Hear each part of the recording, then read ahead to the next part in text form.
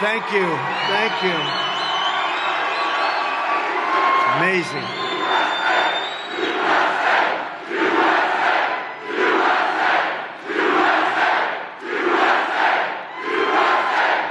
Thank you very much. And a very, very big hello to Wisconsin. It's great to be back. You know, before I start, they say that Wisconsin is probably the toughest of the swing states to win. I don't think so at all. I don't think so. We have got the biggest crowds. They've never seen crowds like this. This is unbelievable, actually. You know, I could be anywhere right now. I could be beautiful beaches. I could be all over the world, and I'd rather be right here. What's more beautiful? We are going to win the greatest election in history. And it's incredible to be back in this beautiful state with thousands of proud, hardworking American patriots, which is what you are just 30 days from now. We're going to win the state of Wisconsin. We're going to defeat Kamala Harris. And we are going to make America great again. We're going to do it. We're going to do it. And quickly. We're going to do it quickly. And when we win, it will be considered the greatest political victory in American history. You know that, right? I saw that. You know, I saw that. I've never really said it that way. I've said it a lot of different ways, but not that way. And I saw one of these Democrat, I guess congressmen in this case. He said, you know, if he does this, because we're leading in all the polls, we're leading everywhere. Leading in Wisconsin, too, by the way, which is very important. You see, because this is the ultimate poll. When you get this many people, this is the ultimate poll. But, you know, they had this congressman, he said, you know, if he does this, it's going to be like the greatest political win in the history of our country. And I said, wow, that's great. I love that. We love that, Troy, don't we? So it will be incredible. And I think we're going to have something that's going to be amazing. The world is going to be watching. And we're 30 days away. 30 days away. So you have to get it. But, you know, we had an incredible evening last night in Butler, Pennsylvania. It was a beautiful evening. It was a very different kind of an evening. It was a tribute to a very brave firefighter, you know, Corey. He was a real trumper. Corey was a trumper. He was a MAGA guy. He was an America First guy. He had the whole deal going with the outfits, the hats. He had everything. He was great, and his whole family is great. But he really, look at it the way I look at it, he sacrificed his life in an attack 12 weeks ago, and you have to look at what happened last night. We had over 100,000 people show up in beautiful little Butler. It's little Butler, but beautiful Butler, Pennsylvania. We had a crowd, and, you know, this is a hell of a crowd, too, I have to tell you. It's happening all over. But we had 100,000 people. And there was love, and I had a fantastic Christopher. I had a great opera singer, and he went up and he sang Ave Maria. You saw that. We had a short moment of silence, and then the bells rang, and they said, where do we get bells? I said, why don't we just take them off the Cathedral of Notre Dame? He said, those are good bells, and you actually have tapes. So we said, let's use them. Maybe nobody's going to find out. We had these magnificent bells ring, and then Christopher got up, one of the best opera singers I've ever heard, and he got up and sang Ave Maria during this moment of silence. It was an unbelievable evening, and we have something to show you the kind of crowd we had last night. It was really something special. So let's put it up if we can.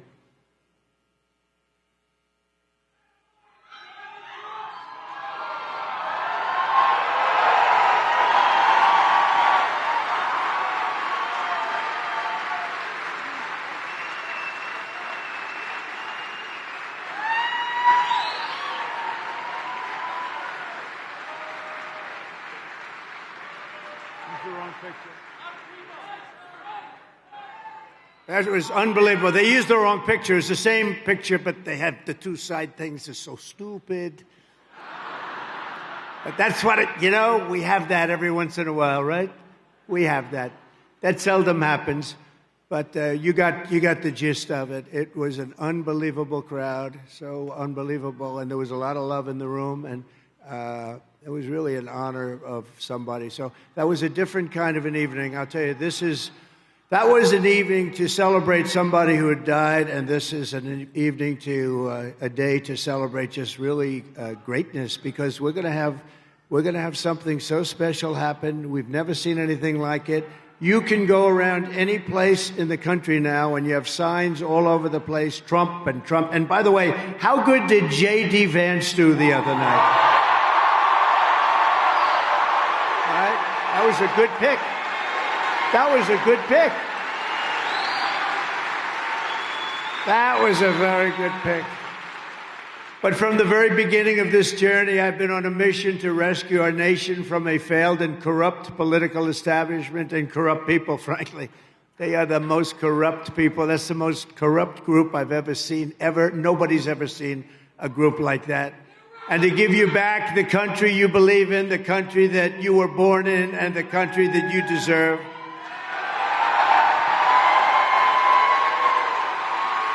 And in that mission, I will never quit, I will never bend, I will never break, and I will never yield. I'm like these guys over here from Texas.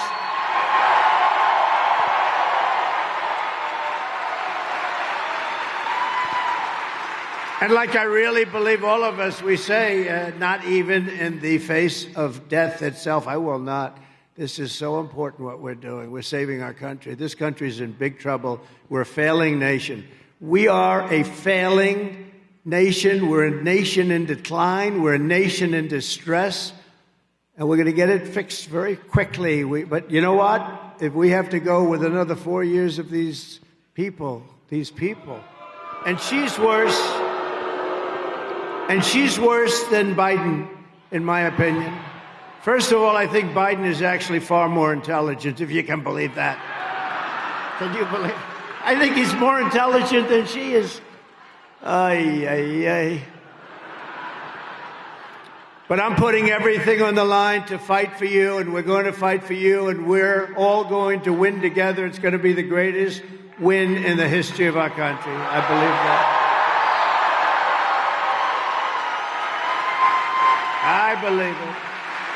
Thank you. Thank you. And I'm only asking you to do one thing. We don't even need your money. Keep your money.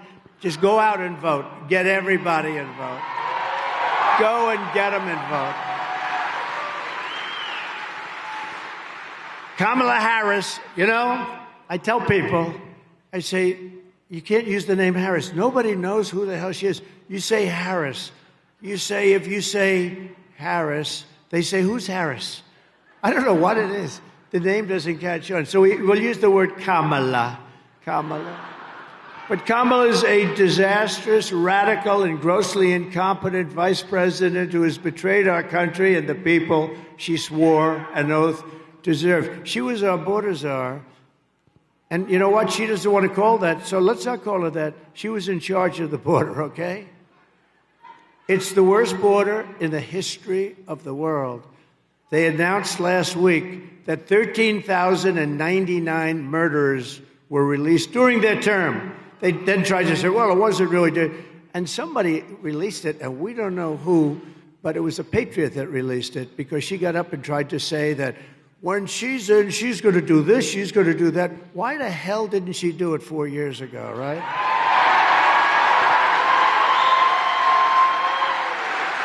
But she threw open our border, destroyed the middle class, and now as our citizens are suffering from catastrophic hurricane, this hurricane has been a bad one. Kamala Harris has left them stranded. This is the worst response to a storm or a catastrophe or a hurricane that we've ever seen, ever. Probably worse than Katrina, and that's hard to beat, right? Worse than Katrina. They didn't do too good a job either, but this is worse. and she sends their money to foreign nations. He and she, they send hundreds of billions of dollars. They send hundreds of billions of dollars to foreign nations. And you know what they're giving our people? $750. 700. Here, Tyson. This is the worst response, I think. Troy, what do you think? The worst? Never saw one like this. This guy, Troy, is good, but I'm going to bring him up. This guy, he's got a brother who might be better. I don't know. He might be. He's damn good. I'll tell you, what a group we have up here. The Patriots, you know, the patriotism, all we want to do is take our country back and fix it. We want to fix our country. Right? That's all we want to do. Is that asking so much? Time and time again, Kamala has proven that she cannot be trusted and she can't do the job. First of all, she's grossly incompetent. I don't care. She doesn't do interviews. They said, why doesn't she do? Because she isn't. She can't answer the question. She can't answer anything. And I don't know, you know, they want to do 60 Minutes. Remember, I had it out with them last time because they had the laptop from hell, and they said it was from Russia. I said, no, it was from Hunter. I turned out to be right. Remember Leslie Stahl? She's another real heavyweight. Leslie Stahl, we got into like an argument on 60 Minutes, and I turned out to be right. But to the best of my knowledge, I have not received an apology. That was a big deal at the time. She said, how dare you? You shouldn't say that. This was from Russia. I said, it wasn't from Russia. It was from Hunter. Oh, it's terrible. So we're waiting for an apology. They want to do it again. I'll do it again, but they got to apologize. Don't you think I should make them apologize? Yeah. If you want a president who inundates your towns with illegal alien criminals, and by the way, every town and every little city and every big city, frankly, are petrified. Even if they haven't arrived yet, they will be, because you're talking about 21 million people at least just during this 3.5-year period. If you want someone who steals your wealth and abandons your family when the flood's waters rise, those flood waters rise, and they were gone. They haven't seen anybody from the federal government yet. The federal government isn't there. And by the way, how good a guy is Elon Musk? Right? You saw him last night. How good?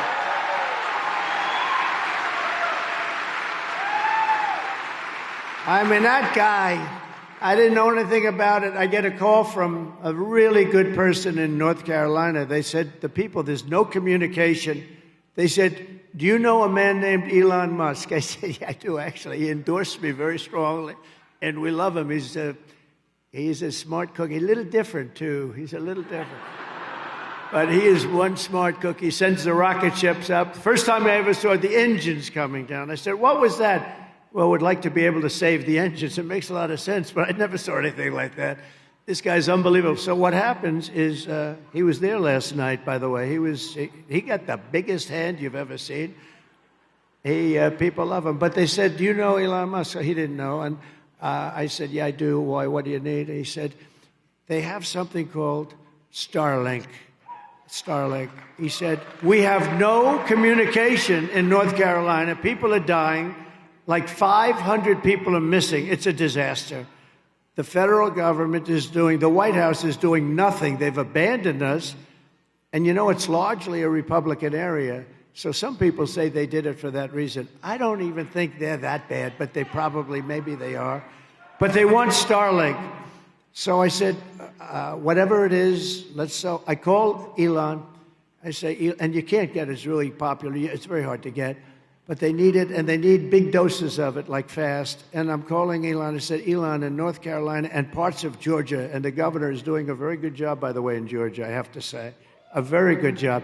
But in parts of Georgia, and in real big parts of North Carolina, they need something called Starlink. I don't know what the hell it is, and you don't have to tell me because I don't want to waste a lot of time. But would you be able to get it? And we talked on the phone for a couple of minutes. And during my conversation with him, I got a call from North Carolina thanking me for getting Starlink. I said, how the hell did you do that? You're talking to me. You didn't have time. He said, well, I have a system. I think he's doing... No, I mean, he approved it while he was talking to me. Is that crazy?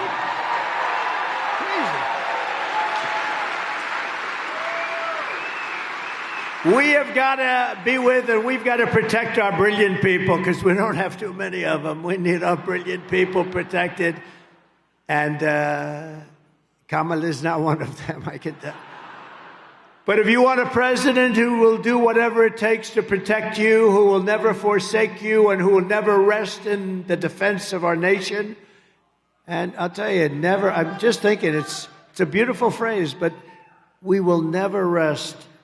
We're never going to do anything that will be other than protect the people of our country and our nation. Then you better vote for a gentleman named Donald J. Trump. Have you ever heard of him?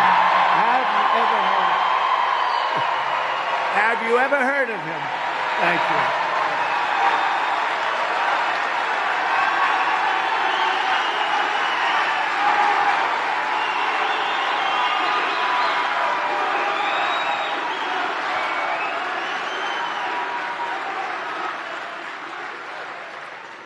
Well, I'm going to always get the job done in America and for America. And one thing we always will do, and we've got to do now, because for 50 years we haven't done it, we will always put America first. It's time for us to put America first. We did it 4 years ago, I can tell you.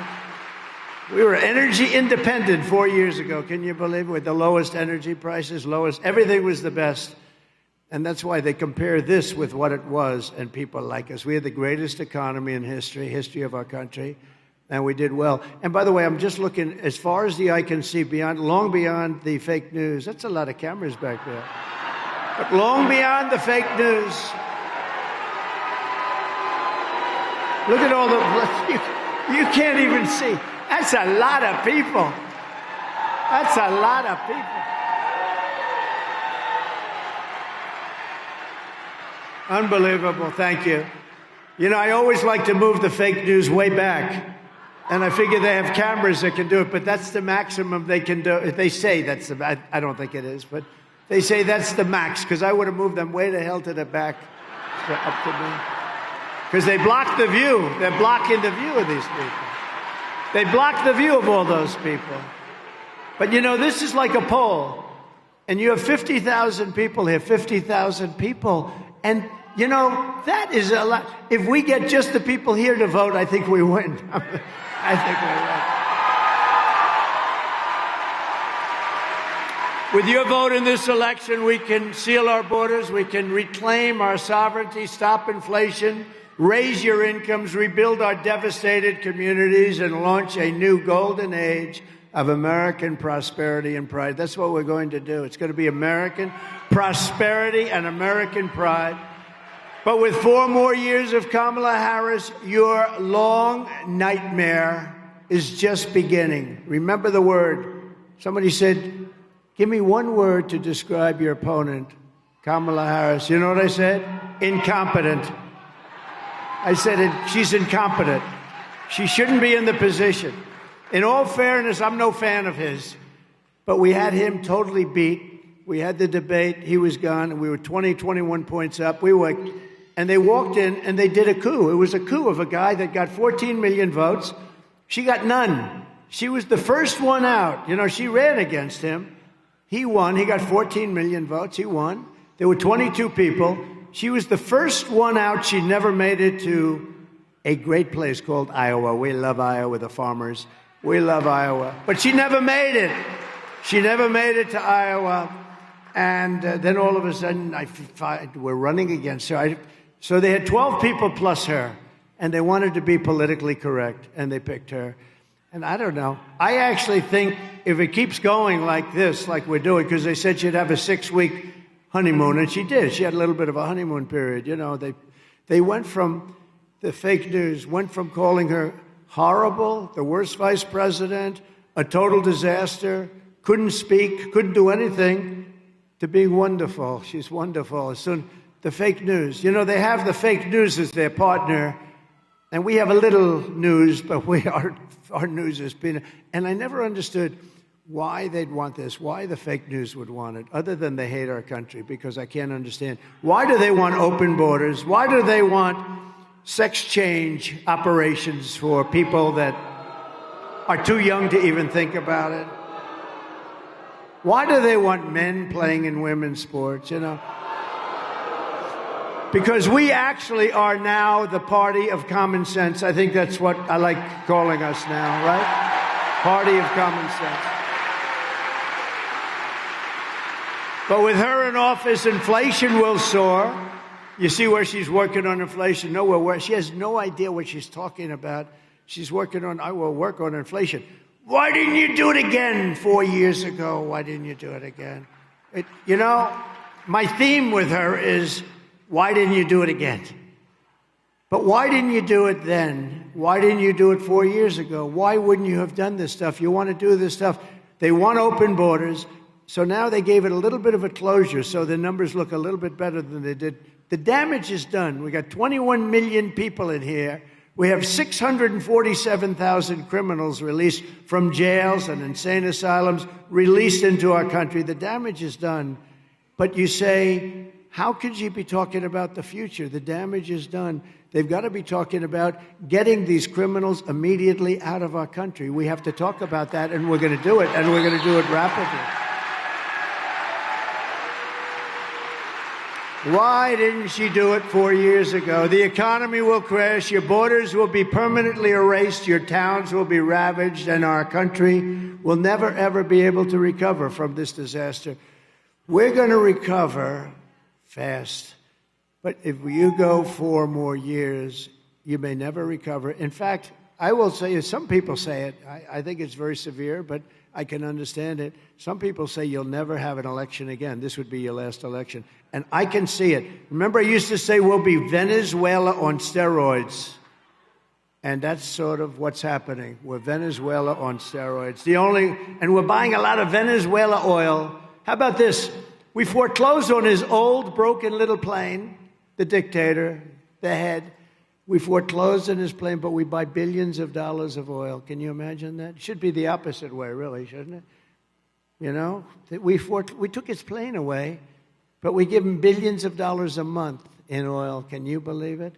We're buying oil from Venezuela, and we have more liquid gold under our feet than any other country in the world, and it's good.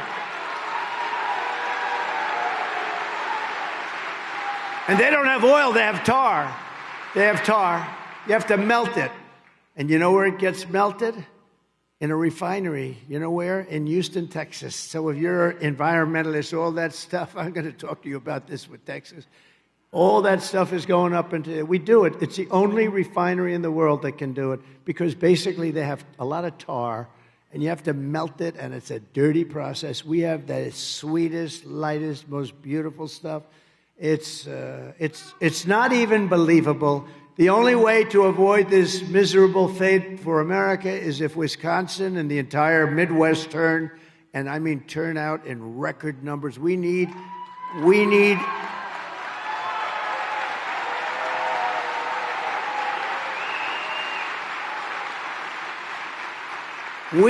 and I hate to use this word because they should have never done it with respect to COVID. They should have never done it. But for this, we need a mandate. They shouldn't have done it with COVID. Everybody that did it should be ashamed of themselves, what they did.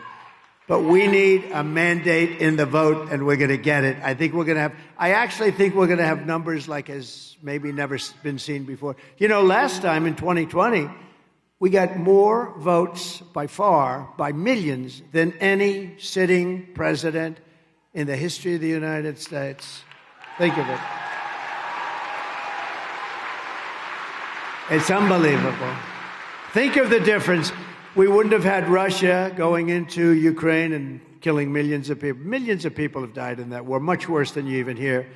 But that wouldn't have happened, would have never happened. I talked to Putin about it a lot. It was the apple of his eye. He would have never, ever done it, wouldn't have done it. On top of that, the oil prices went up so high that he was making a lot of money doing it. It would have never happened. You wouldn't have had October 7th with Israel, the attack on Israel. You wouldn't have had inflation. You wouldn't have had the Afghanistan most embarrassing moment in the history of our country, and we lost 13 great soldiers. Nobody ever talks about the 40 soldiers that were decimated, so badly hurt. And we gave them $85 billion worth of the best equipment anywhere in the world. How stupid. And they moved out the military first. You're supposed to move out the military last, not first. And for 18 months, I spoke to Abdul. He's still the leader of the Taliban. I spoke to him. They said, Abdul, don't do it. But we didn't have one soldier killed in 18 months in Afghanistan. They were killing them like crazy under a man named Barack Hussein Obama. Remember Rush Limbaugh? Remember Rush Limbaugh? Rush Limbaugh would go, Barack Hussein Obama. We miss Rush. We need Rush. Oh, we miss Rush. But they were killing him, a lot of soldiers. And I said, don't do it, don't do it, don't do it. We didn't have one soldier in 18 months killed until we had that tragedy of a day and a moment. The most embarrassing moment in history. And actually, Russia, I think, went in because they saw how stupid we were with Milley and these guys that didn't know what the hell they were doing. We have great generals, by the way, but not the guys that you see on television. And you have to tell Kamala Harris that we've had enough. We've had enough of you. You're a horrible vice president. You destroyed San Francisco as the DA. You destroyed California as the Attorney General. You're not going to destroy the United States of America. Kamala, you're fired. Get out of here. Fired.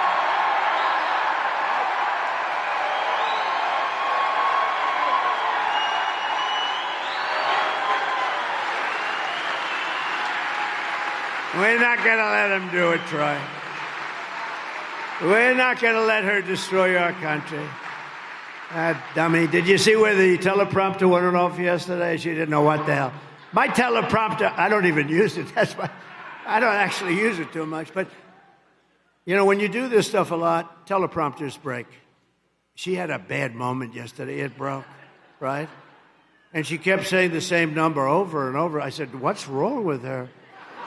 And maybe it didn't break. I don't know. She said it broke. But when you do this stuff, as we say professionally, you better, because I've lost it many times. I had one in Ohio for Bernie Moreno, who's doing pretty good up there. He's running for the Senate, just like Eric is doing great here. He's running for the Senate. Eric Hovde. Doing good. Good man. He's a good man. Got to vote for him.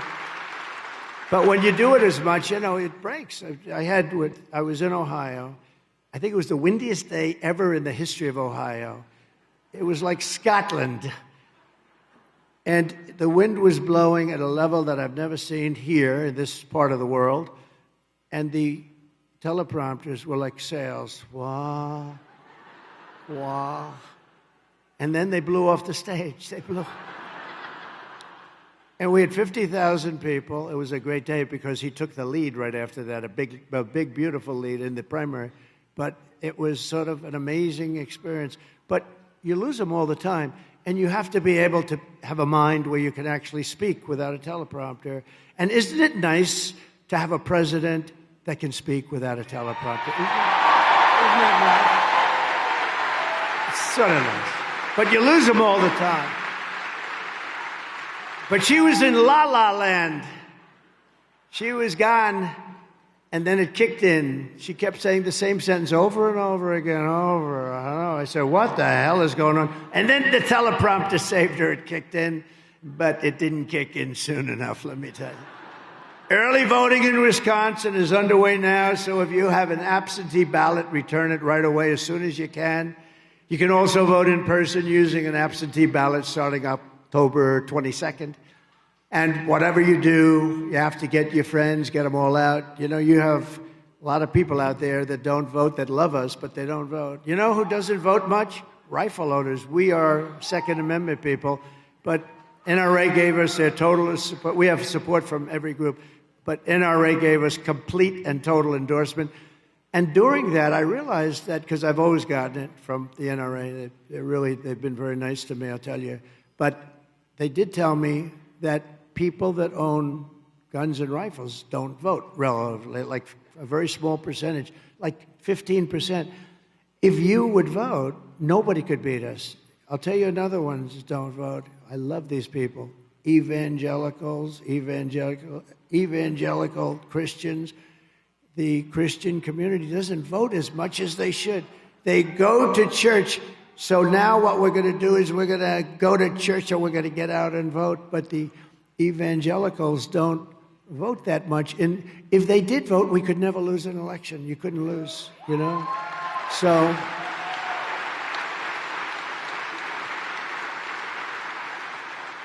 I have to be careful with this. I said once about a month ago, you only have to vote this one time, and after that, everything will be good. And the fake news said, see, he wants to be a dictator and take over the country. No, that's not what. I said, we got to fix the country, got to make sure, and then the country will be great, and we're going to have, hopefully, some great person, whether it's JD or somebody else.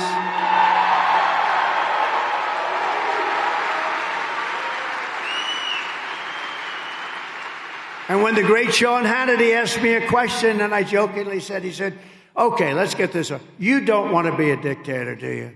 I said, Sean, I only want to be a dictator for one day, and I'm going to close the borders and drill, baby, drill, and after that, I never want to be a dictator, right?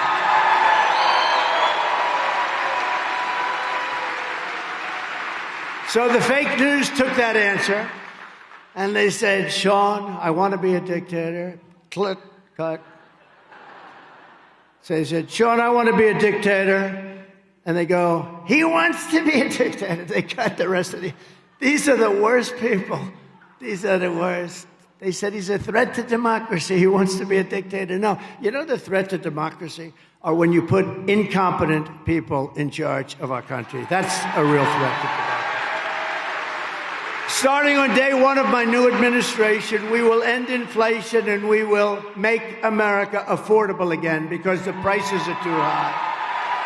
The prices are too high. But if crazy Kamala is reelected, one of the first acts will be, and she said this, is to massively raise taxes on American families. You know, I've never seen, all my life, I've loved politics, but I've always been on the other side, like writing checks to politicians, right?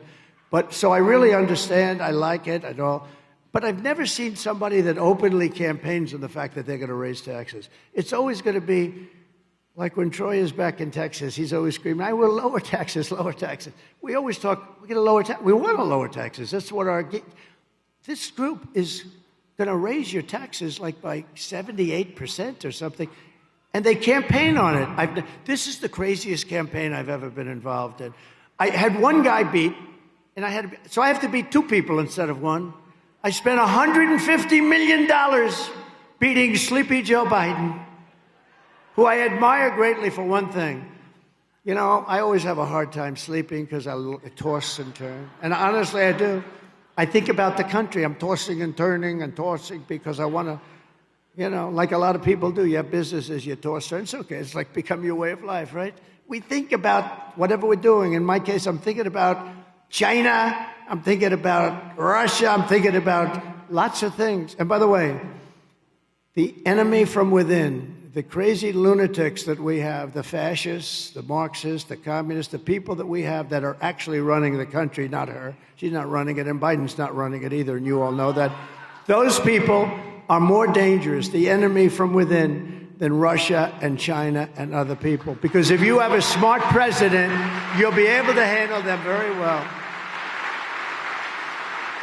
But Kamala Harris, Lion Kamala, is called the tax queen because she loves taxes. So maybe just watch this video. Thank you. Joe Biden and I are about to get rid of that tax bill. Calling for a bold repeal of President Trump's tax cuts. If Kamala Harris was elected president, there are many different tax policies which could cripple the economy. But the first thing she wants to do is allow these Trump tax cuts to expire. Even the New York Times admits that 85% of the middle class got a tax cut. Americans will face a hike.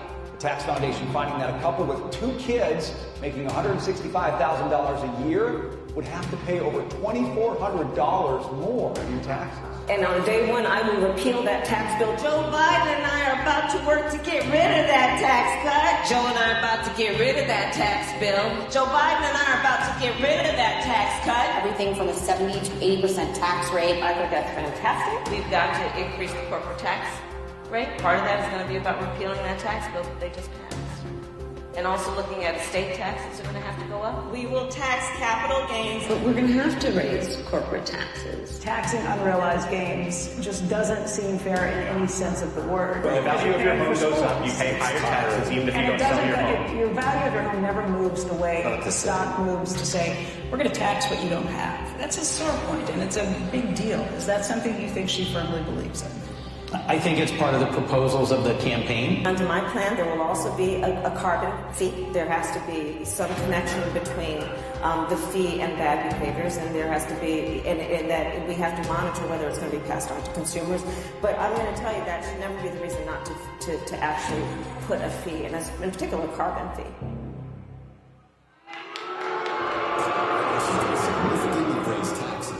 How about the tax on unrealized gain? That one hasn't even been tried. That's a communist tax that hasn't been very successful, I tell you. It's, think of it, they want to have a capital gain on unrealized gains. Think of what they're saying. You're going to pay a tax on something you haven't made. No, these are stupid people, would be driven into a depression like 1929-style depression. For years, Americans have watched as our country has been stripped of our jobs, stripped of our wealth, and seen our companies being sold off to foreign countries. And by the way, I would not approve the U.S. steel deal to Japan. I wouldn't do it. I wouldn't do it. One of the greatest companies in the world, 60 years ago, was one of the greatest countries in the world, and we have to help it. We have to make it better. We have to be able to make steel. It could happen. You have a war. And when you have a war, you need things like army tanks and ships and lots of things that are made of steel. We don't want to get our steel from China. We don't want to get our steel. You know, I put a tremendous tariff because China was dumping a lot of bad steel here. Bad steel, dirty. I call it dirty steel, not good steel. But I put a big tax. You know, I took in hundreds of billions of dollars from China. No other president took in 10 cents, and I saved our steel industry by doing it. So I'm very proud of that. But under my plan, for the U.S. economy, American workers will no longer be worried about losing their jobs to foreign nations. Instead, foreign nations will be worried about losing their jobs to America because we're taking them back. We're going to bring those companies back, and we can do it with intelligent taxing. We can do it like they've been doing to us for years. It's very simple. And we have the place that people want to be. And it's not going to be that way always. If we keep going like this, nobody's going to want to be here. German car companies can become American car companies. We can beat China in electronic production. Manufacturers that have left us will come roaring back. They're going to come roaring back. This thing has gotten such great reviews. I'm going to explain it. It's so simple. And some people said, wow, that's unbelievable what you're doing. Where did you get that idea? I'm going to go a little forward. I got the idea from, if you want tax benefits, you have to build in America. If you don't want tax benefits, you don't have to do. The United States will give you the lowest taxes, the lowest energy costs. We have the most energy. We have more than Saudi Arabia. We have more than Russia. We're going to give you the lowest energy, the lowest regulatory burdens, and free access to the best and biggest market anywhere on the planet, but only if you make your product here in America and hire American workers for the job. And we don't do that. You know, there's this crazy person that you just watched. She gives you a tax benefit if you make your product in another country. These people, it's so crazy. And if these companies don't take the deal, they'll pay a very substantial tariff when they send their products made in another country to us, and we will use the hundreds and billions. It's really trillions, okay? But we're going to use the hundreds of billions of tariff dollars to benefit American citizens and to pay off debt, because we have to start paying off debt. And this new American industry will create millions of jobs, massively raise wages for American workers, and make the United States a manufacturing powerhouse like it has never been before. We were good, but we can be better than that if we do this, and it's so simple. And essentially, we're doing to them what they've done to us. They do it. It's so. And some of the worst abusers, I call them abusers of our country, are our so-called allies. What they do to us on trade is just incredible. It's not going to happen any longer. I guarantee you it's not. You know, they respected your president 4 years ago. Now they look at this guy, and now they have somebody that's dumber than he is coming along. It's not good. It's not good. And we can't play games. I'd like to be nice. I want to be nice. I think I'm a nice person, but we can't take games. We can't. If we lose this election, this country's finished. I really believe it. This country is finished. By contrast, the tax queen is demanding a 33% tax hike on all domestic production. You know what's going to happen? All of those companies, even small businesses, but all of those companies are going to leave our shores. Everybody wants the companies. That's what they want. It's very competitive. She even has a plan to tax the unrealized, and we're going to talk about that, but it's the craziest thing. Never been done, could never be successful. What it will do is bring you into a wonderful age of our country. 1929 depression. Everybody's going to leave. So if a company succeeds, it must give up much of its value to the government of the United States. Everyone's going to leave. They're going to take their companies. They're going to get out. You know, it used to be you moved from state to state and you'd negotiate. Now people are moving their companies to other countries. And we're getting killed, by the way, by Mexico. Mexico is killing us. So just be ready, because if I'm president, we're going to take that back from Mexico. They're not treating us right. They're building massive car plants. They're building some of the biggest auto plants, car manufacturing plants anywhere in the world. And then they think they're going to build them cheap and sell them into our country and destroy Michigan and all these wonderful states. So it's not going to happen. We'll put a tariff of 200% on if we have to. We're not going to let it happen. We're not letting those cars come into the United States and destroy our car industry. You won't have anything left. You've already lost 60% of it.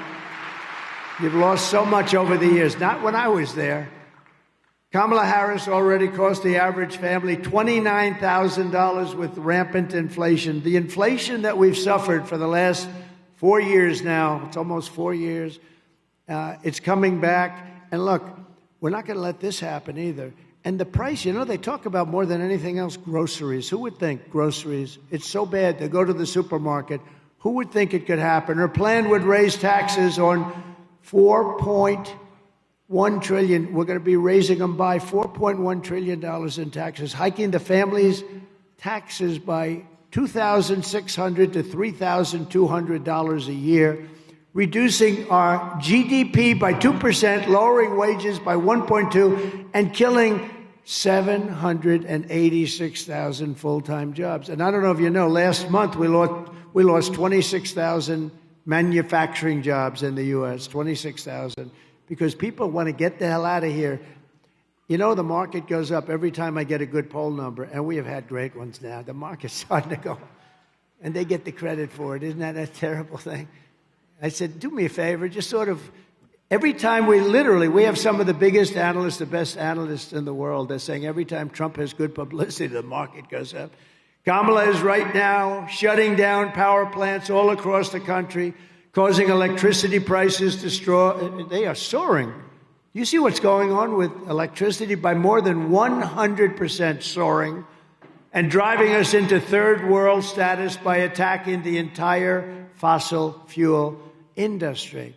Just so you know, you need fossil fuel to fire up those big, massive plants. The wind isn't going to do it. It's wonderful. Isn't that nice? Look at the little windmill. It's so beautiful. We need fossil fuel. You know, they tried it in Germany. Angela was thrown out after about a year. and now they're building a coal plant a week. I don't like flies. Get out of here, fly. Never been a big fan of flies. You don't mind my bringing that up, do you? Anyway, this is a very aggressive sucker, though. This one in particular is very aggressive. Like, I'm going to be aggressive for our country. You can probably say that. If this continues, Wisconsin manufacturing will be dead. You'll be absolutely dead. And, you know, I got you the biggest shipbuilding contract in the country in my last year, right? He's nodding yes, right? The biggest, and they've done a great job, but the biggest, I took a lot of heat. A lot of people are not in love with me for doing it, but I got it for Wisconsin, and you know that. Actually, you know it from Texas because they wanted it too. I won't say that too loud. But everybody wanted it, and I got it for Wisconsin, and they're doing a great job. They're doing a great job. But the horrific nightmare for American workers ends the day that I take the oath of office. It will end on that day. It's going to be over. We're going to have a country that's going to turn around very fast. The centerpiece of my plan for a manufacturing renaissance will be a 15% made in America corporate tax rate, cutting the business tax from 21 to 15. Okay, so I took it from 39 to 21 with the help of your great congressman over here, Troy Nels. We fought hard, but we took it from 39 to 21. Everyone said that's impossible. We got it approved by Congress. Can you believe that? And now what we're doing, and that makes us pretty competitive, but not that because there are many countries. And again, remember, the countries there are sort of our opponents on trade. They're actually our opponents, and sometimes it's pretty vicious opponents on trade. But we took it down to 21 from 39. Now I'm taking it from 21 to 15, but only for those who make their product in America, right? Pretty simple.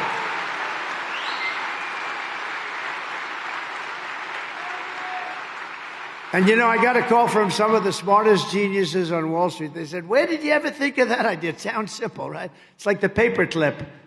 They make the paper clip, and everyone's saying, why did I think of that?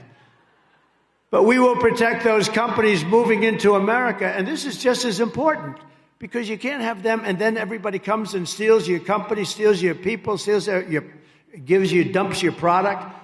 And so this is important, and all of our existing companies are going to be protected with stiff tariffs placed on companies that don't move in. If they don't move in, they're going to have to pay tariffs because we're not going to let them hurt the companies that do move in.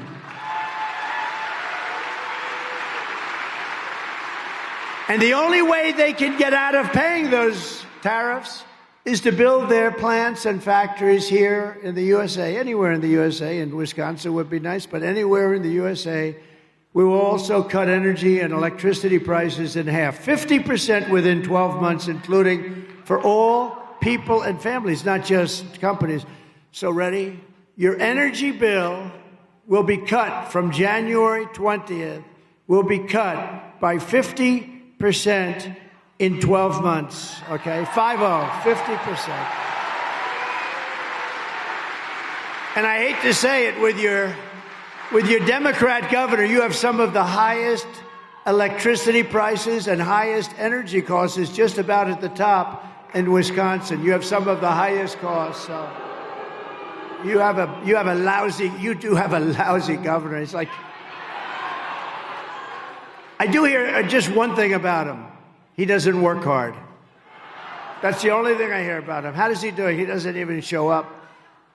That's no good. No, he's a lousy governor.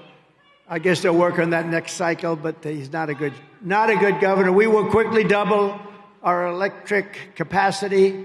You know, if you do AI, AI is the new big thing, whatever, but AI is the big thing. But AI, to do it successfully and to be the leader, because China's already starting and very big, we need double the electricity. For whatever reason, they need massive electricity. We need double the electricity that we have right now. Who would think that? So what we have right now, you need doubled, and we will get that done. We'll have to do something with respect to the environment, because under the environmental impact statements right now, It would take you 20 years to build anything having to do with electric or anything, any form of energy.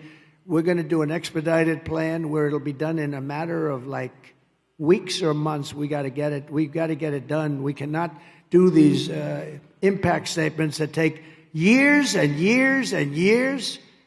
People are working on a project. They start off as young men and women, and by the time they're old and retired, the project gets rejected. They actually get rejected. They work on it for 20, 25 years, and then it gets rejected. We're not going to have that because it's really a way of hurting us. I mean, it's a way of hurting us. We're not going to do it.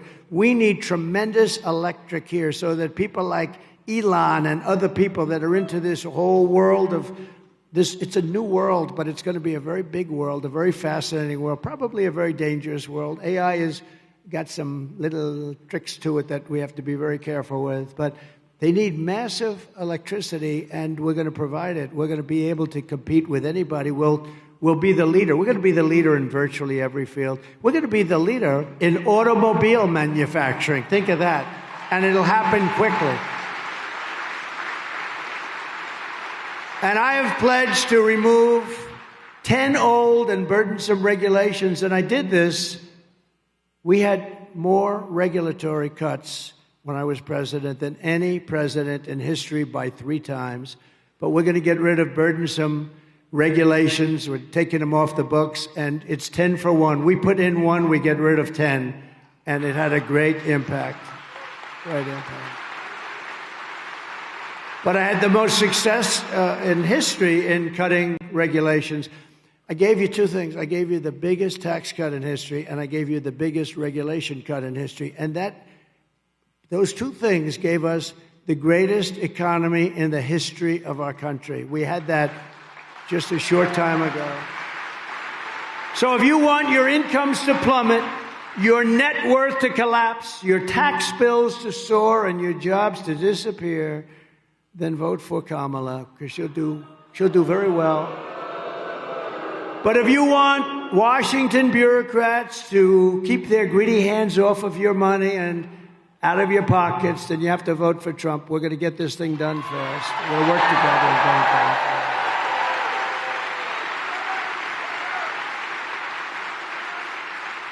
So the other thing we're going to do is we're going to terminate Kamala's insane electric vehicle mandate where every car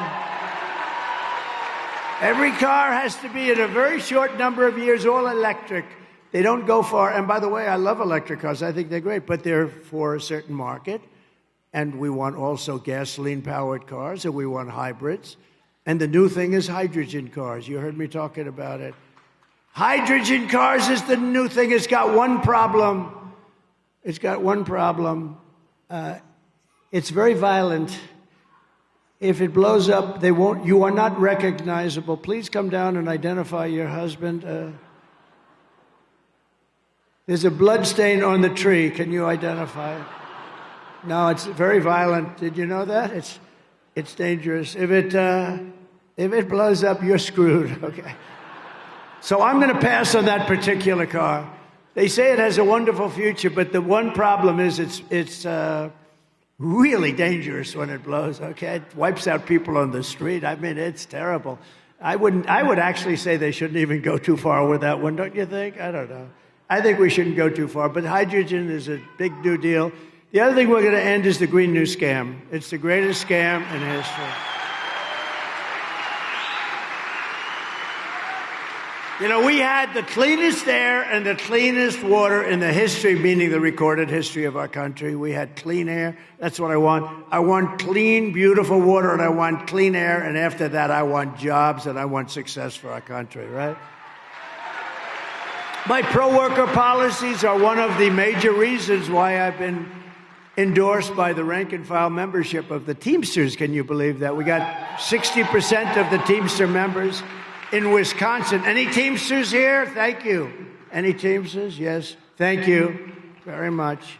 That's very nice, because typically Democrats get, and we won nationwide. We won 60% of the Teamsters vote, and we also won 100% of the Fraternal Order of Police, the largest, 400,000. And I do believe that from sheriffs and from law enforcement and from Border Patrol and from ICE, from anything having to do with law and order, I think we're at 100%. We've got like everybody, which tells you something, you know, which tells you they don't like people that were in charge of defund the police. She was in charge of defund the police. Anybody, she's a radical left. She's further left than crazy Bernie Sanders, okay? That's pretty fun. No, she's considered worse than Pocahontas, she's worse than Pocahontas, she's worse than Bernie Sanders. How the hell do you people, is there anybody here that's going to vote for Lion Kamala? Please raise your hand. Please raise your hand. Actually, I should say don't raise your hand. It would be very dangerous. We don't want to see anybody get hurt. Please don't raise your hand.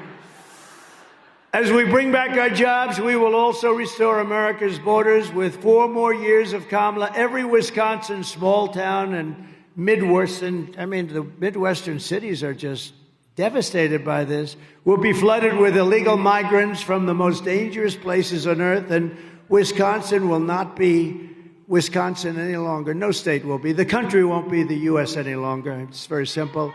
Your state will be a dumping ground for people that have committed murder, violent crimes, drugs, jail. They're in jails. And that's what's happening. We have 21 million people, as borders are. They came in, and they came in from prisons and jails and mental institutions and insane asylums. And a level of terrorism and a level of terrorists that we've never seen. You know, I never talked about it when I was president. We didn't have one terror attack in 4 years. Think of it. Not one. Think of it. Not one. And I had a lot of people say, sir, it's time you should say that. I said, I don't want to say it until I'm finished. I don't want to say it. I didn't want to say it. But we didn't have one terrorist attack in 4 years. 1 week ago, I was in the beautiful town of Prairie du Chien. Have you heard of it? Prairie du Chien. In western Wisconsin, where, by the way, we had 60,000 people show up. That's the good news. But Biden, Sleepy Joe, didn't give us the number of people required, so we ended up speaking in front of a relatively small group. I hope those people, we're going to go back and we're going to take care of that situation. They didn't give us the people necessary, so we spoke in front of a rather tiny little portion of them. They stayed around. They were great. But we had 60,000 people there, and I think you're getting close to that right here, too. It's pretty amazing. But Prairie du Chien, and last month, police arrested an illegal alien member of a savage Venezuelan prison gang. Not a nice person. This vile monster, who had prior charges for strangulation, was arrested. He liked strangling people. Other than that, he was quite a nice person. No, his thing was he liked strangling people. Was arrested for holding a mother and daughter captive against their will and sexually assaulting them again and again and again.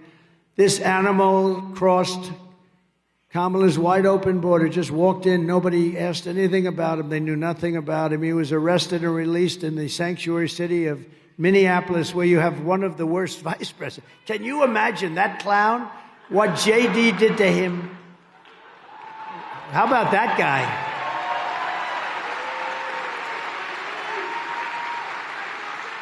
And he was immediately released by Minnesota and set loose to prey on more victims, and he did. Earlier this year in Fond du Lac, Wisconsin. Fond du Lac. Nice. I love these names. I wish they could give me a little easier names. They told me that's the way you pronounce it, so I hope I got it right. But an illegal alien released by Kamala Harris was arrested for tying up and blindfolding a 12-year-old, you know this, you read it, it's a big story, a 12-year-old girl in the back of a van and viciously assaulting her in so many ways, sexually. Today I make you this promise: I will liberate Wisconsin and our entire nation from this mass migration invasion of murderers, child predators, drug dealers, gang members, and thugs. Going to be liberated. Going to liberate. It's incredible. It would be just incredible. Thank you. Thank you. It's so sad we even have to talk about it. Who would even think we have to talk about it, really? And I think, they say the biggest topic is the economy, the biggest topic is inflation, and then the third topic is the border. I really don't agree. I think the biggest topic might be the border because I just think, we'll solve the problems and we're going to drill, we're going to get your energy down. The energy is going to bring everything else down. We're going to get the interest rates down. I was 2% in my administration. Now they're 10% and you can't get any money. That's killing the American dream for young people. So we're going to get it down. But to me, I know they do all these polls, and the polls say it's the economy, and the polls say very strongly it's inflation, and I can understand it a little bit. To me, it's the horrible people that we're allowing into our country that are destroying our country. And it's the hardest problem to solve, too. I mean, it's a big, tremendous problem. And that they could do this to our country, putting, again, 13,000 murderers, many of them murdering many people. Many of them, or a certain number of them, a fixed number, but in death row, they were going to be executed. And rather than executing, they said, let's go, we'll dump them into America. They're stupid there. They'll accept them. 13,099 people. Drug dealers at a level that nobody's ever seen. Terrorists from different countries all over the world. This is no longer South America. This is all over the world. And they come from the Congo.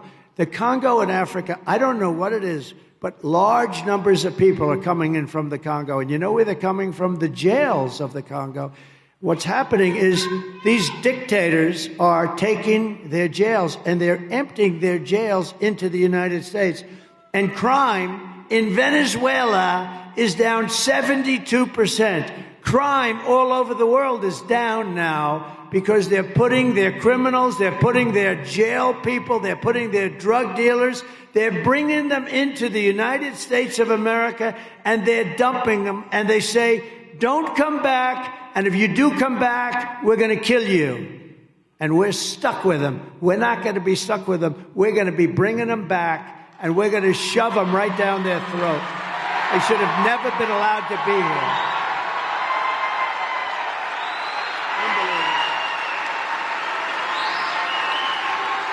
It's unbelievable. It is unbelievable. Thank you. And we're not allowing these people to invade us, to conquer us. I mean, did you see what they're doing in Colorado, where you have a very weak governor? He's very weak. He's a liberal guy and very weak.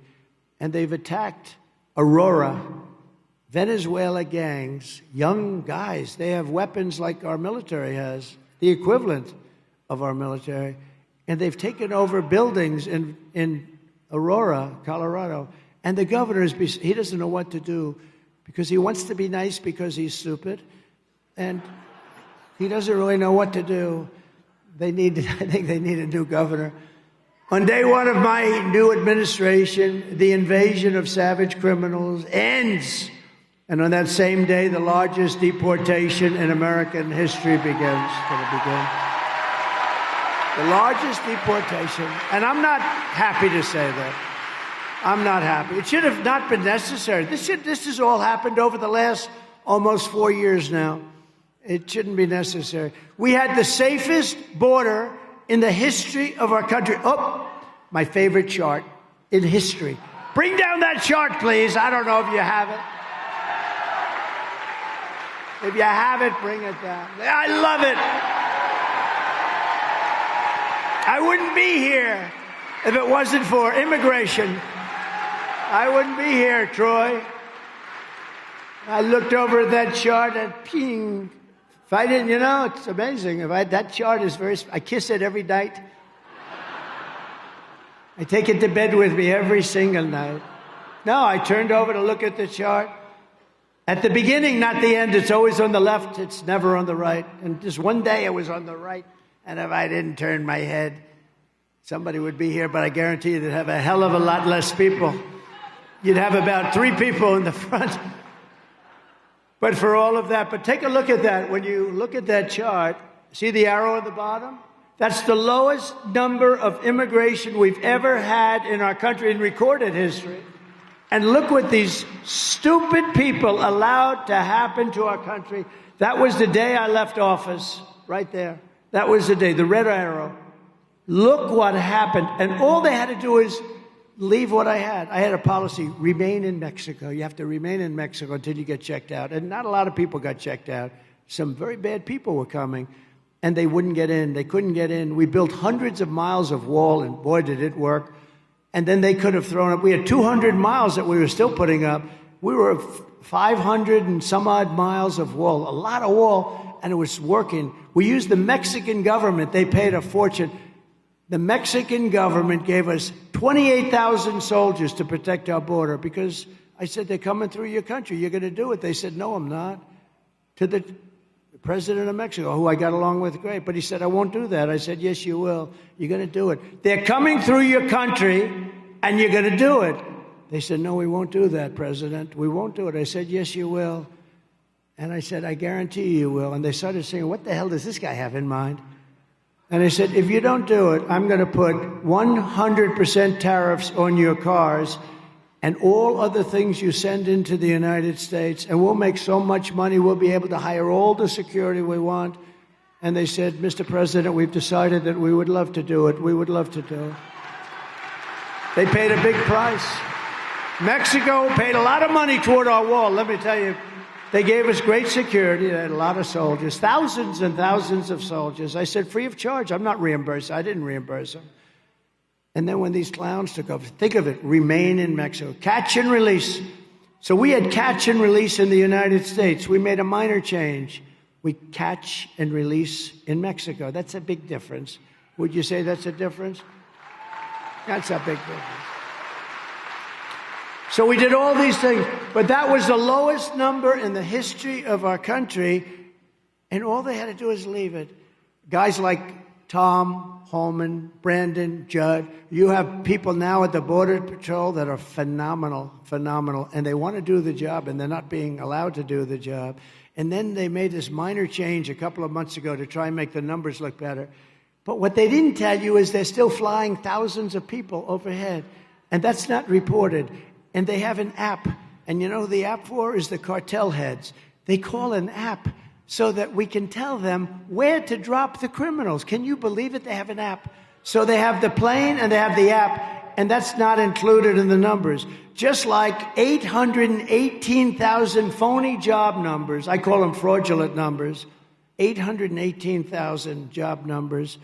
They defrauded. They said there were 818,000 jobs, and they reported it. And they were going to unreport it and correct it right after the election.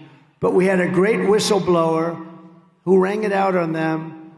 818,000 jobs were reported fraudulently to make their numbers look better. These are bad people that we're dealing with, so you have to get out and you have to vote. You also need to vote for the next senator, and I mentioned him, and he's great. He's strong, he's powerful. If he wants, he can come up, or he can just sit the hell down because you're going to vote for him anyway. I got to. But Eric Hovde is running to defeat radical left Tammy Baldwin. You want to come up fast? Come on, Eric. We got to get this guy elected. Come on, you want to come up? Come on up. Come on up. Now he's a little nervous about coming up. He said, that was the worst invitation I've ever had. Come on up, Eric. He's great. No, he just said, do you want me up? That was the worst invitation I've ever had. Come here. Say a few words. I always love being here with President Trump. Let's give him a round of applause.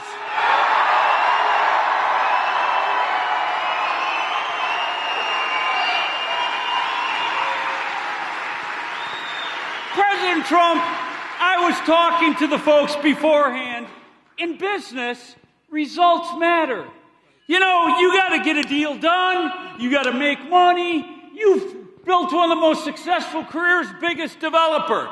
I've spent my life in the private sector building businesses. We're going to get this country moving.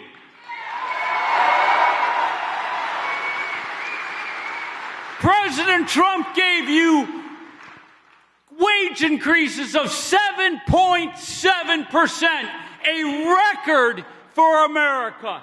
That's results.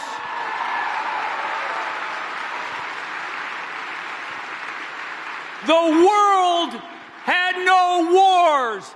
That's results. Our communities were safe because he had the border closed and he stood by law enforcement. That is results.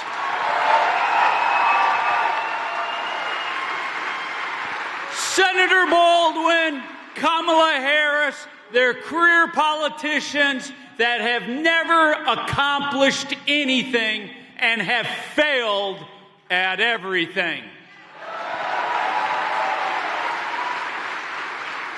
So all of you, go work hard, go grab every friend, colleague, neighbor, and let's restore this great country and get President Trump and me to Washington.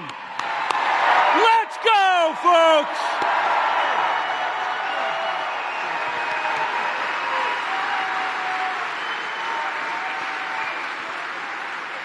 Thank you very much, Eric. He's a great guy. He's a very, very successful guy, strong. It's what you need. Tammy Baldwin does nothing. She does nothing for you. Nothing. And we're also delighted to be joined by a friend of mine. He's a great senator, and he's done a really good job, and he loves your state. Senator Ron Johnson. Ron.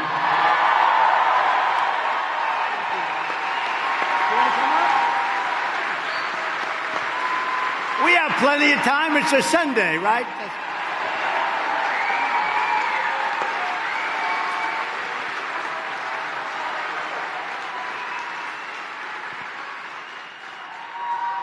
Thank you, Mr. President. Thank all of you for coming. On behalf of the hundreds and literally thousands of Wisconsinites that I've talked to over the last few months that want to convey to you their appreciation, oftentimes with tears in their eyes. They want to thank you for your courage, for your tenacity, for your love of this country, for your willingness. They realize you didn't have to do this, but you're willing to do it because, like them, you love this country fervently. So on behalf of all those Wisconsinites, I want to say thank you. Thank you.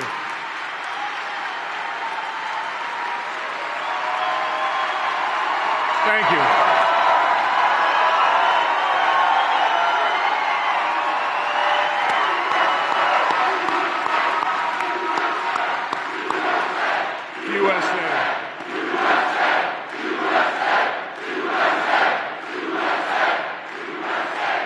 I also want to thank you for your new alliance with Bobby Kennedy. Not only is that important, so we are actually going to address the huge problem of chronic health and children's health, but you are right about the enemy within. They are dividing us on purpose. They are destroying this nation. And by aligning with Bobby Kennedy, you are setting the example, the two of you. Set the differences aside, focus on an area of agreement on a big problem, and in doing so, you are demonstrating exactly how this nation can come together, how we heal and unify America. So God bless you, God protect you, and God bless America. Thank you.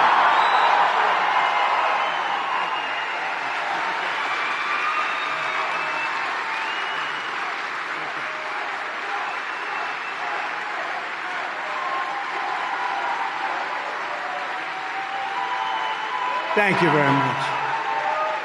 Thank you very much. Great, Ron. Thank you. It was a great job. I'd like to, if I could, just for a second. So you have a young a brilliant congressman, and he's on a committee, and it's a very important committee, and he's studying fraud and the fraud within the Democrat Party and what they're doing in terms of campaign contributions, and it's a tremendous scandal, and I'm afraid the fake news, they'll probably all turn off the cameras now, but I say, could you just give just a little prelude, because I think it's going to be one of the biggest stories in a long time. Even if they don't want to cover it, they'll be forced to cover it. So I'd like to ask Congressman Brian Stile to come up, please.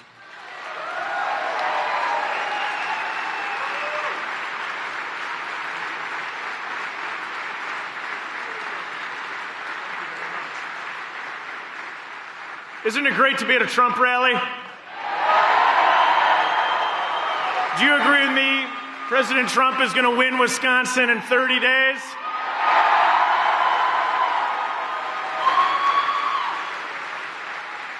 When we drove over here, people were waving signs and holding up Trump signs. And we saw a lot of men and women of law enforcement are working to keep you safe, Mr. President. So to all the men and women of law enforcement here, thank you for what you're doing to keep President Trump safe.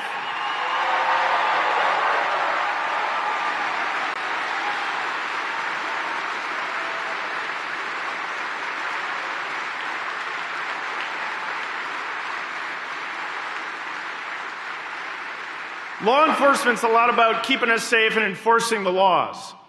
And in this election, we want to make sure that people are following the laws. Things like photo ID and U.S. citizens are the only ones who should be able to vote in U.S. elections. Don't you agree? As chairman of the Committee on House Administration, we began trying to figure out how all these things are operating. And in particular, where's all the funds coming into the liberal campaigns across the state of Wisconsin running TV ads against President Trump?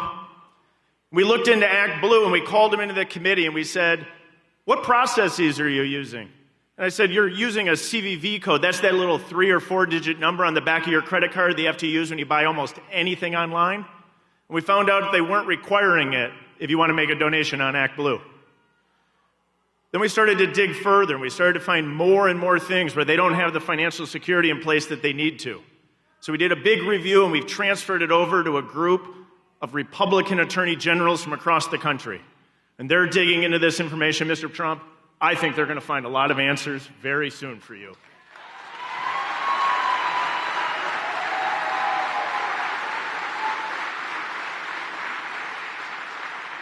So President Trump, thanks for what you're doing for this country. I think you're going to win not only Wisconsin, but the presidency in 30 days. And you see this crowd and everyone here. Thanks for all you're doing. God bless you. God bless you, President Trump.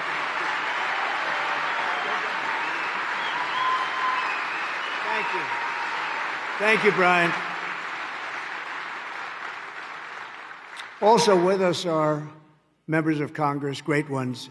Scott Fitzgerald. What a nice name that is. That's a good name. Where's Scott? I love that name, Scott. Must be a good writer. He's a great writer.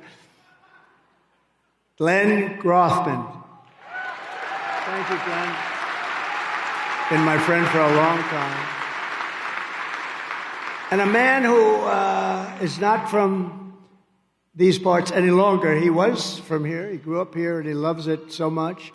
He's from a place called Texas.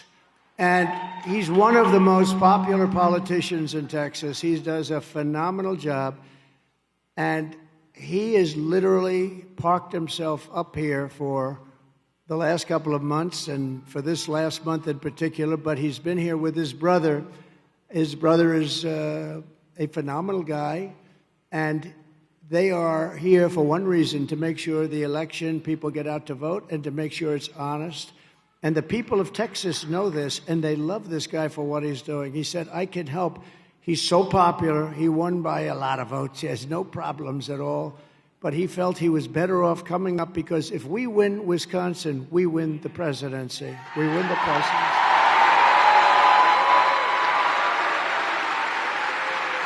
We win the presidency. So I'd like to ask, and he's just a special guy. I mean, he loves this country so much, and you know, I can tell some guys come up, no, I love the country. Other guys come up, no, I love the country. You have to. And he's one of the latter. He's one of the guys that just loves it. And they love him. They love him so much in Texas. They love him here. But what he wanted to do, because he knows it so well, he's a part of Wisconsin, he wanted to be here to make sure that we win and to make sure that it's as honest as we can get it. Because they're going to cheat. They cheat. That's all they want to do is cheat. And when you see this, it's the only way they're going to win. And we can't let that happen. And we can't let it happen again. We're going to have no country. So I'd like to ask a very special man and a friend of mine, Troy Nels, to come up with his brothers, Trevor, Tim, and Todd. Please come up.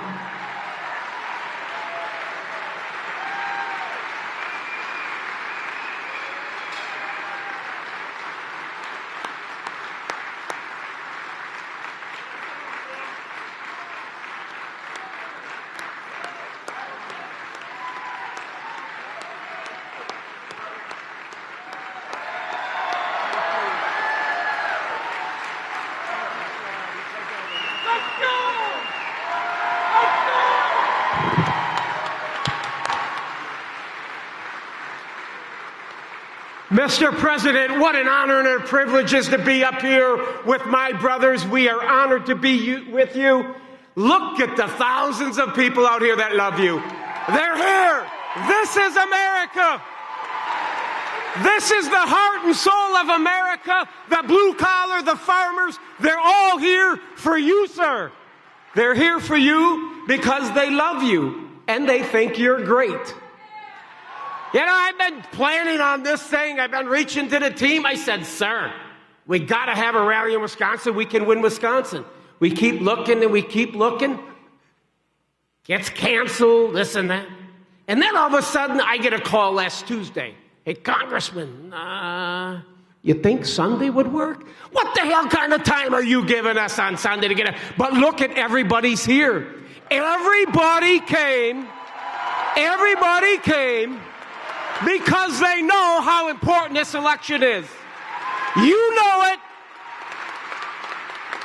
Mr. President, I can assure you this. The passion in this state, they love you. We have been up here for weeks going to county fairs. We see the passion. We see the love. We see the energy. And, sir, I can assure you, everybody here is going to get their family, their friends. We are going to win Wisconsin, and Donald Trump is going to make America great again. He's going to do it. He's going to do it.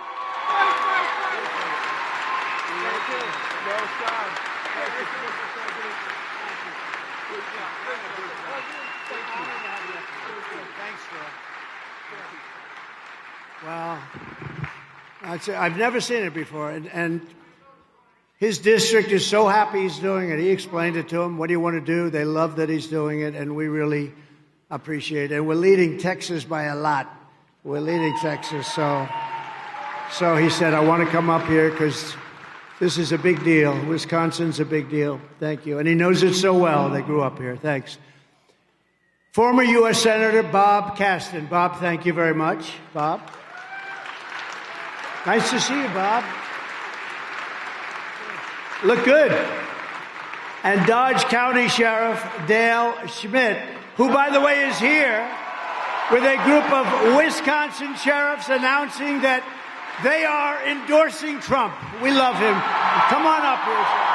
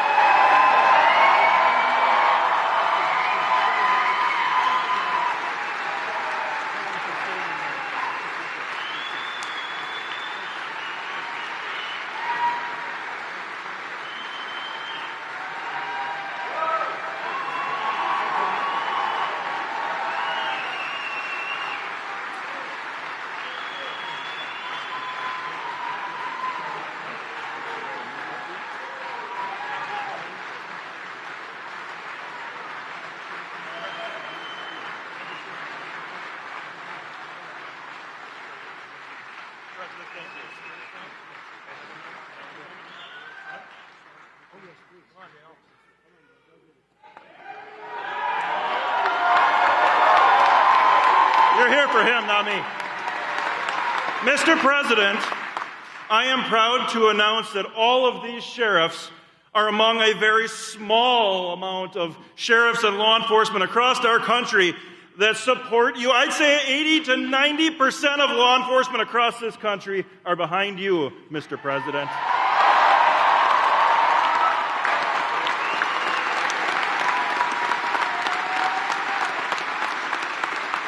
I have something very important I think you're going to want to hear. In Dodge County, in this 2024 election, there are 0 drop boxes for the election.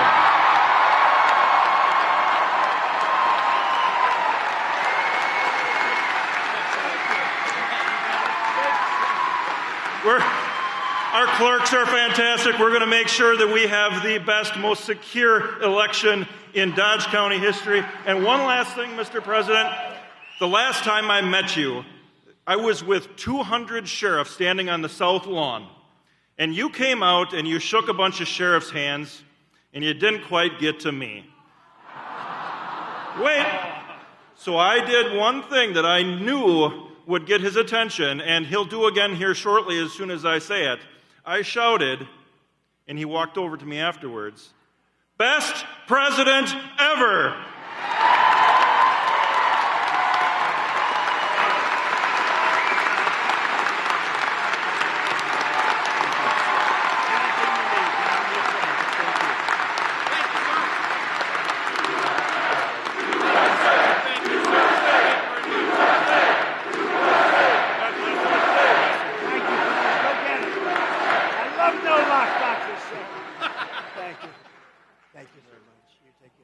This is a great honor. These are great, great men, and there's nobody that respects them more than this group. They do such a job, and generally law enforcement in our country, and woman. Come here. She's the best one up here, I think, right, Sheriff? Thank you. That's good. Thank you very much. But I appreciate it so much, and the endorsement means a lot to me, and anything you need, I'm here. Thank you very much. Thank you, Sheriff.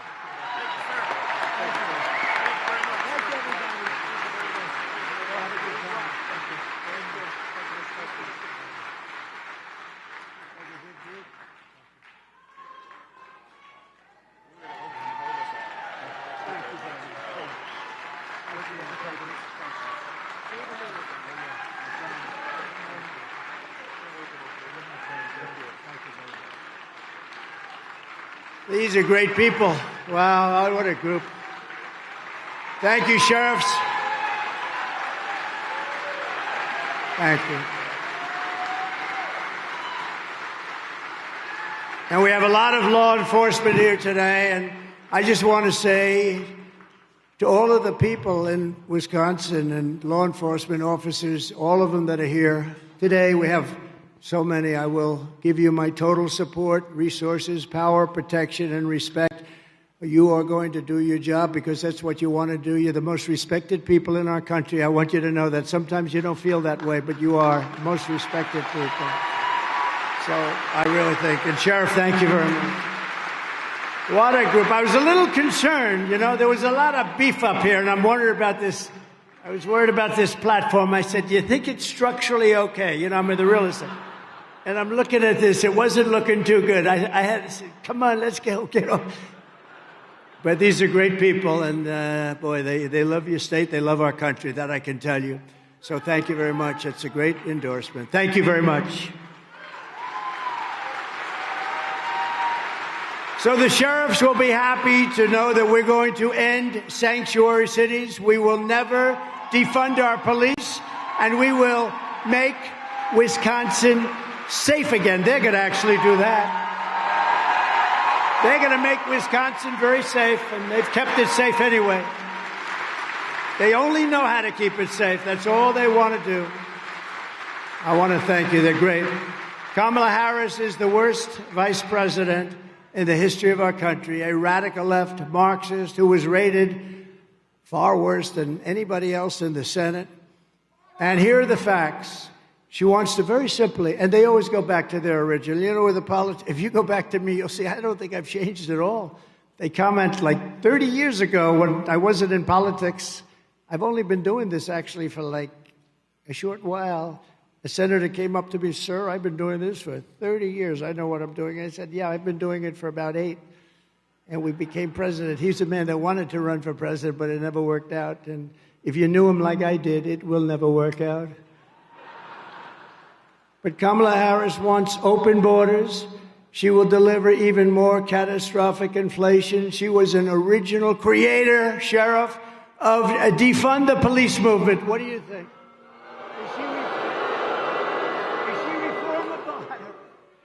Sheriff, is she reformable? She was in charge of defund the police. Do you think she's fully reformed? I don't think so. I don't think so. And anybody who wants to defund the police for even a week or for even a day is not worthy of being president of the United States.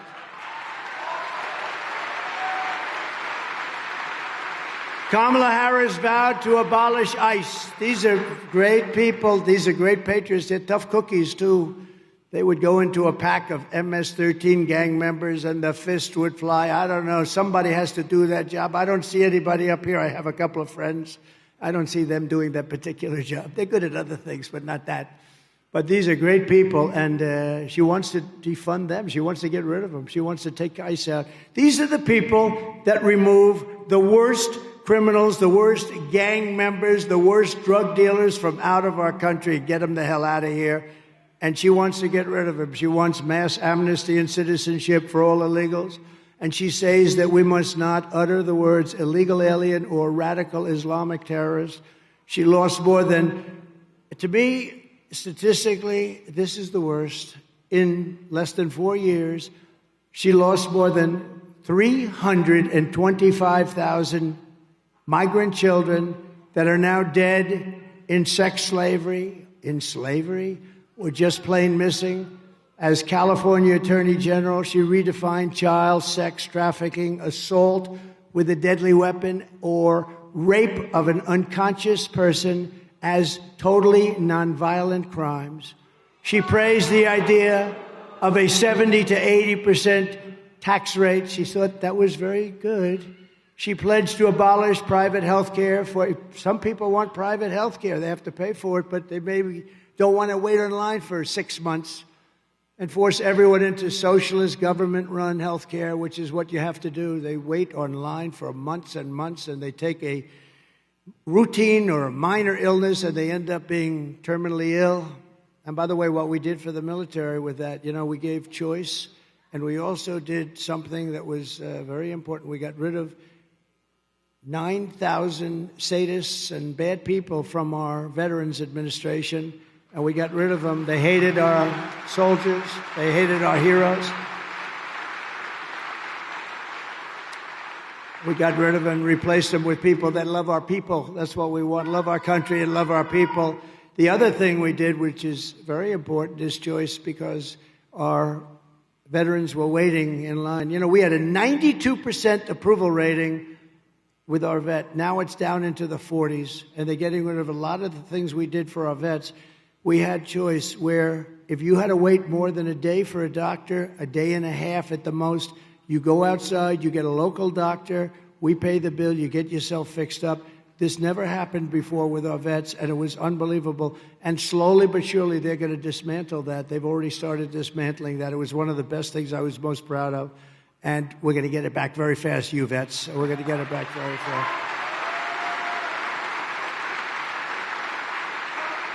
People would be waiting in line for months. They'd say, you have to come back in 3.5 months, and whatever the condition. Can you imagine that where you're told you can't even see a doctor for 3.5, 4 months, longer than that? And the VA has some great doctors, but the management of getting to see them was very peculiar. So we're going to take care of that. But we did something. They've been trying to get that for 58 years, and I got it done, totally done, and nothing worked better. And again, 92% approval rating. It was rarely in the 40s. So I was very proud of it, and we'll redo it again. We'll redo it fast. I know exactly what to do, and we're going to redo it. We're going to take care of our veterans, and I think everybody wants that. And as people have been hearing and not believing, but it's true, she even endorsed free sex changes for illegal aliens in detention at taxpayer expense.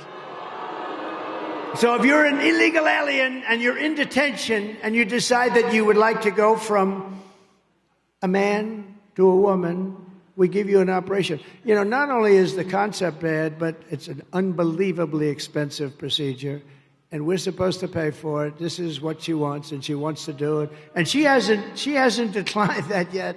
You know, it's hard for them to decline everything. So normally if somebody changes one policy, they're out of business, right, Troy? She's changed 15 policies from fracking to everything to that. And nobody believes her. And if she ever won, as soon as that would happen, you're going to be a whole different country. You will see things. And I don't even believe she's calling the shots. There are some very bad and vicious people that surround her that call the shots. She's just a vehicle. Just like Biden was a vehicle. He has no idea what the hell he's doing. And you saw that. You saw that. Think of it. He has no idea. He couldn't answer any questions. And she can't do anything. She can't do anything. She doesn't want to talk because she is just a vehicle for very bad people that surround her. 2 days ago, Joe Biden shuffled into the White House press room and made the most powerful case against Kamala Harris because she's trying to disassociate herself from crooked Joe Biden. What do you like better, crooked Joe or sleepy Joe? Depends. When he's sleeping on the beach, I like Sleepy Joe. When he's in the White House, I like Crooked Joe because he's the most crooked president we've ever had. But right now I think Sleepy because they took the presidency away from him. They had a coup. They staged a minor coup, if you haven't heard. But she is trying to disassociate. She doesn't even know who the hell he is anymore. She doesn't mention his name. She doesn't mention how bad inflation was. How bad the 325,000 children that we just mentioned. All of these things are so bad. How bad the economy is. How bad the border is. To me, again, the border. It's the border. You know, I won in 2016 because of the border. I did a phenomenal job. Is that right, Troy? You were a beneficiary in Texas, and I did such a great job. And then in 2020, when I ran, got more votes and everything. But I wanted to talk about the border. My people said, sir, nobody wants to talk about the border anymore. You fixed it. I said, that's why I want to talk about it. I couldn't talk about it. I said, I want to talk. People weren't interested in it. But that border in 2016 was nothing compared to what you have today. What you have today is a sick group of people that are letting these really bad, dangerous people into our country. And we're not going to let that. We're going to close that up on day one. My first order is going to be close the border.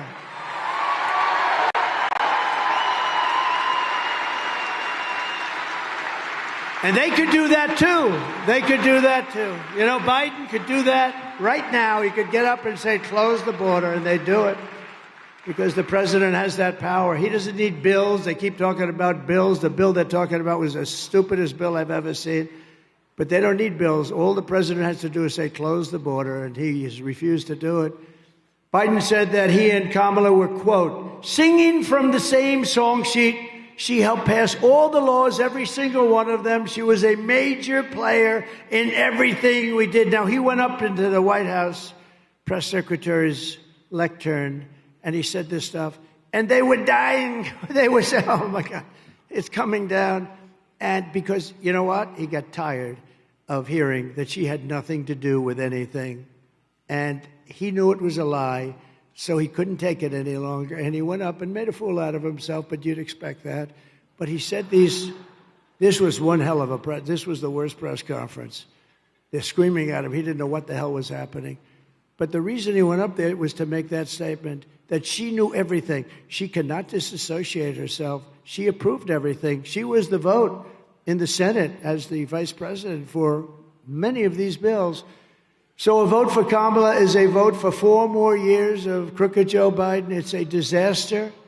It's a disaster for our country, and it'll never be this way. A vote for Trump is a vote for change, and it's a vote for saving our country.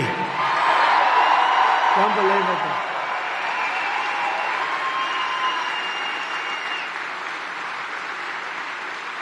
So if Kamala, just in sort of closing up, if Kamala enacts her agenda, she'll destroy America. Our agenda will make America safer and wealthier than ever before.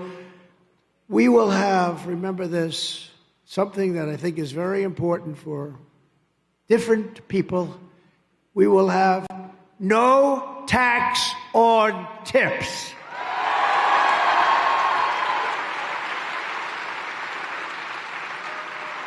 Now, that doesn't help the sheriffs too much. That's not going to help you guys. They never got a tip, I guarantee you that. But that helps a lot of people. That has been but no tax on tips. Then she copied us, right? 2 months later, she said, I've got a major announcement. There will be no tax. But she never even said it again after that.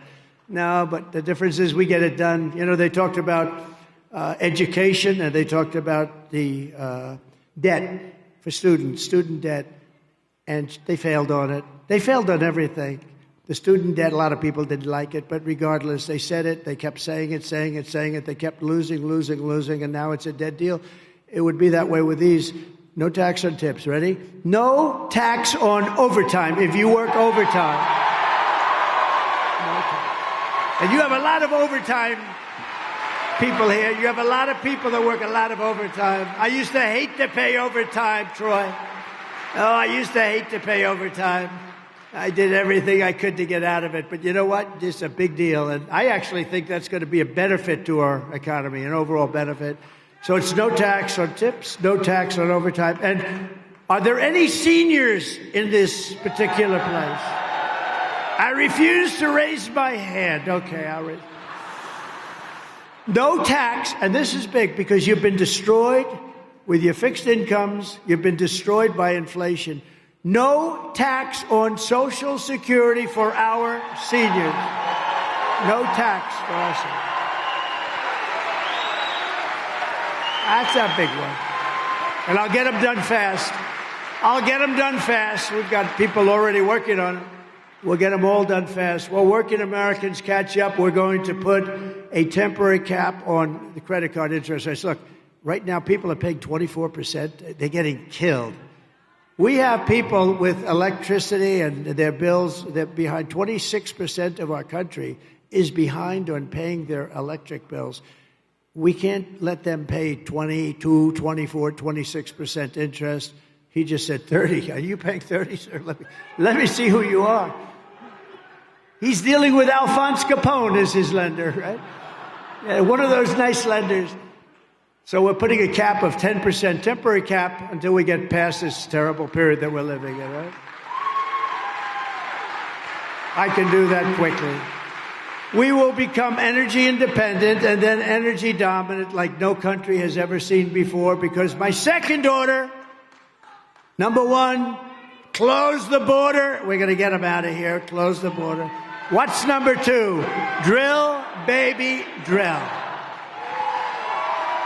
We will open Anwar in Alaska, the largest drilling site perhaps in the entire world. Can you imagine? Ronald Reagan couldn't get it. Nobody could get it. They've been trying for years and decades, and nobody could get it. I got it done. And they were all set to take. This is a site that would supply all of Asia. We would make a fortune, would pay down our debt. And Biden comes in and he terminates it. Nobody could get it done. Ronald Reagan, it was his number one thing he wanted to get done. And it's much tougher to get it done today than it was many years ago. I can tell you that. They use the environment. They use anything they can use. But we're going to tap the liquid gold. Look, we have more liquid gold under our feet than any other country in the world. We're going to start using our liquid gold instead of letting it sit there as we buy tar from Venezuela and other places.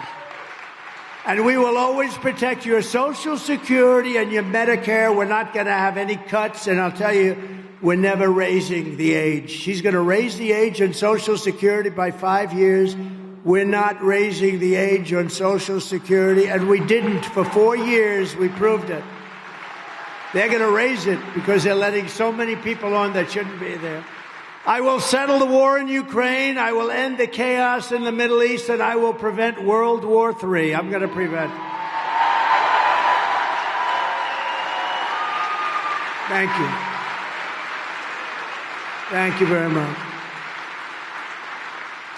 And days ago, I was honored to receive the endorsement of many, many people far over 300 national security officials. They worked with me. The whole group got together. They endorsed me like they've never endorsed anybody before. Even some of the people that you sort of see were against me. They were in that list. They endorsed me. And some of them got a lot of money for a book. You know, they said, no, Trump is great. Trump is great. Well, we're going to pay you $2 million for a book. Well, he was okay.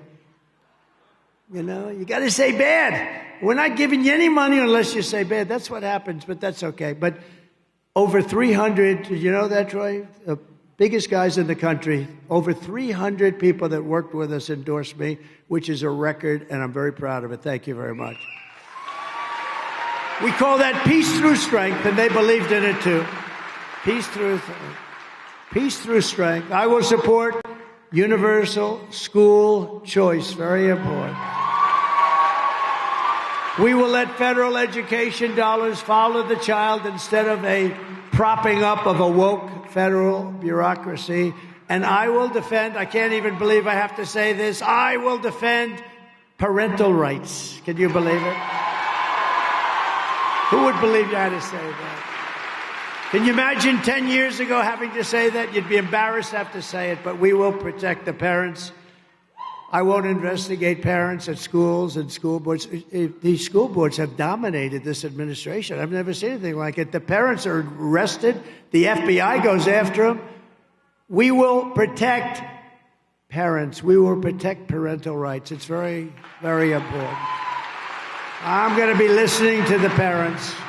I'm listening to the parents. We will rebuild our cities, including Washington, D.C., making them safe, clean, and beautiful again, and especially safe because of people like that. And we will keep the U.S. dollar as the world's reserve currency. It's under tremendous threat. Somebody said, well, how are you going to do that? You know, one of these stupid people that ask questions. I said, I'll tell you what I'm going to do. If a country wants to leave us and they want to not just consider us the world's currency, we have to be careful with it, too. We have to cherish it and take care of it. But it's very important. It'd be like losing a war. If somebody says from a country, we're going to pull out of the reserve currency, I will say the following. That's okay. But I'm going to charge you a 200% tariff on all the business you do in the United States of America, and it goes into effect today, and they will look at me and they will say, sir, we have decided to stay in the reserve currency, sir. Thank you very much. Thank you very much. Thank you very much. You know, Troy can tell you this. There are some people that say, we love Trump's policy, but we don't like Trump. And I say, no, because I actually think I'm a nice person. All I want to do is save our country. Okay, so.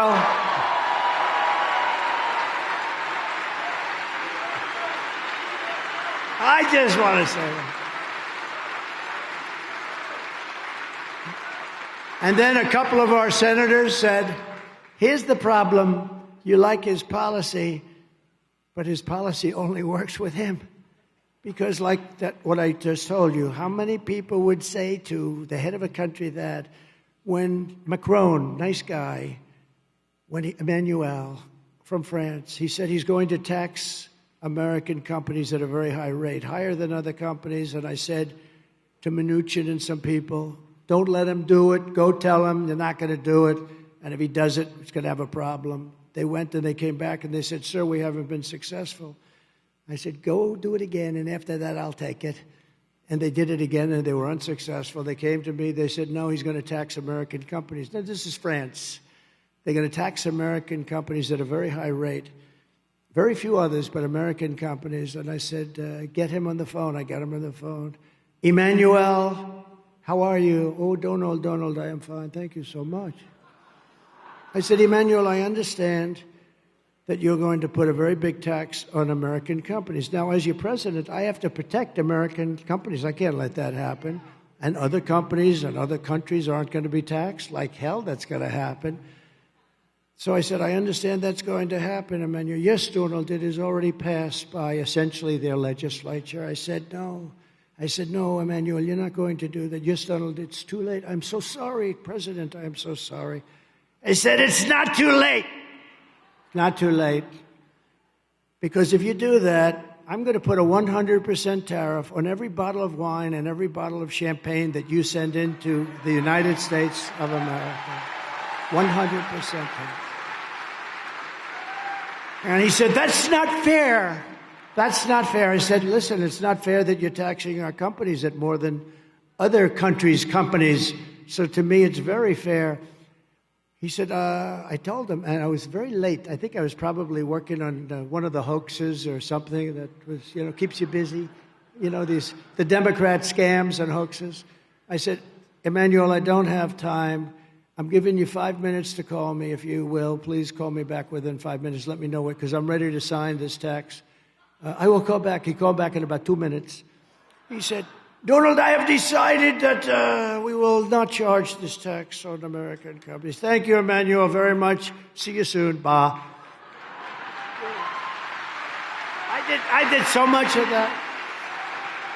I kept us out of wars. Remember, with Trump, you had no wars. Remember crazy Hillary? She said, look at him, look at him.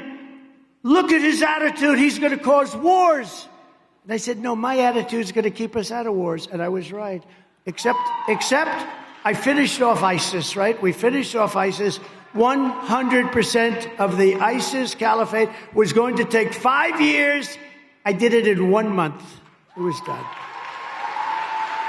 No wars. First time in 81 years. I started no wars. But this is how we will end the era of inflation and mayhem and misery under Kamala and Crooked Joe. He's crooked as a $4 bill.